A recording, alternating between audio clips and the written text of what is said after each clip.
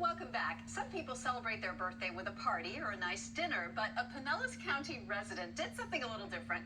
On her 76th birthday, Pamela Clark set out to hike the Appalachian Trail. Oh yeah, and there were setbacks that made it more difficult than she expected, but 15 months later, she did it, completing the 2,200-mile hike. And Pamela Clark joins us now. Welcome, how are you? Pretty good, thank you. I just got to start off saying, I love your hair. Thank you. I feel like your hair is as bright as your spirit is. Thank you.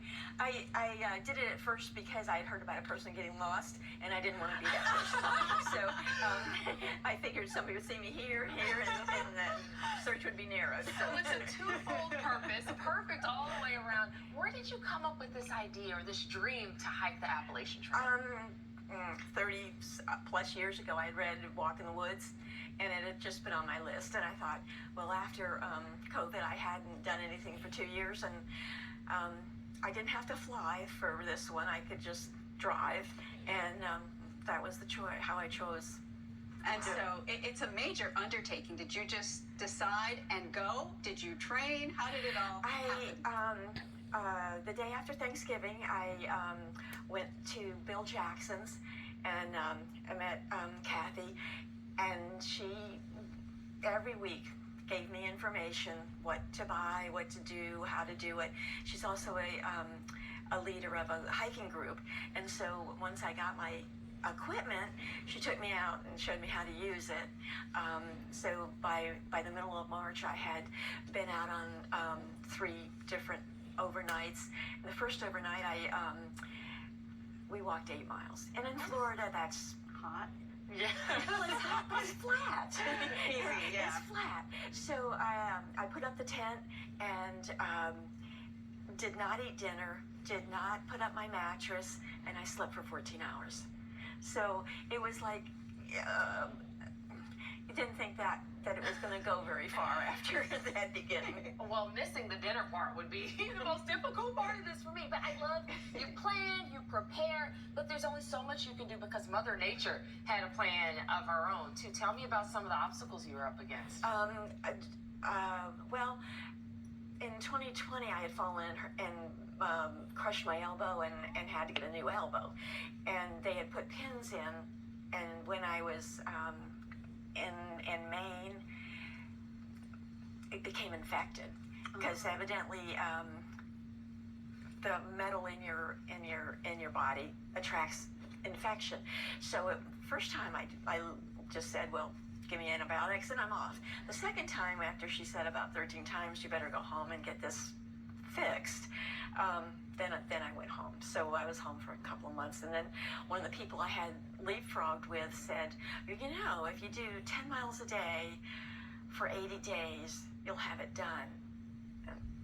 And then I heard myself telling Kathy after a workshop, did you hear me say I would go back and do that?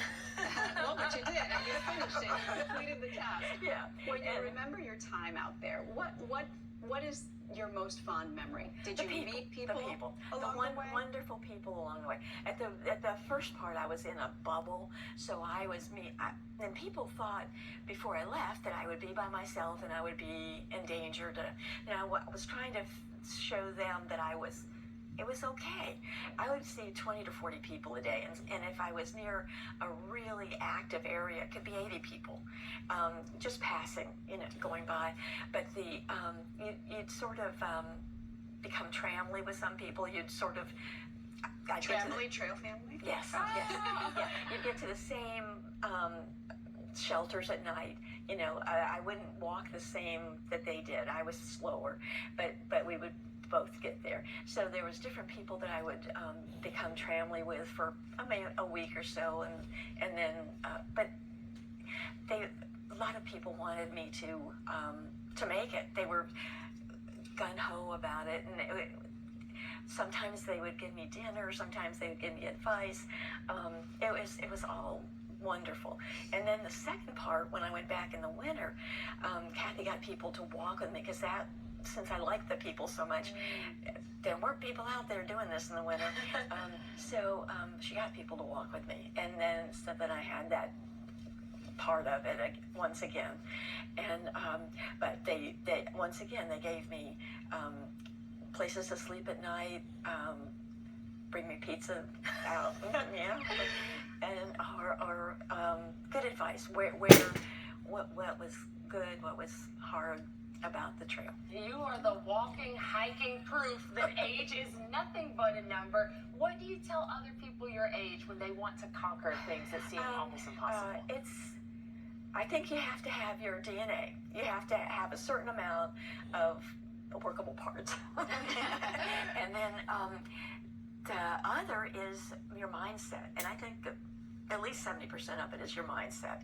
That, like I told one person, I didn't know I couldn't do it. I love that. That's a wonderful point to end it on. Welcome home. Congratulations. Thank you. I'm glad that you got to put this down. Okay.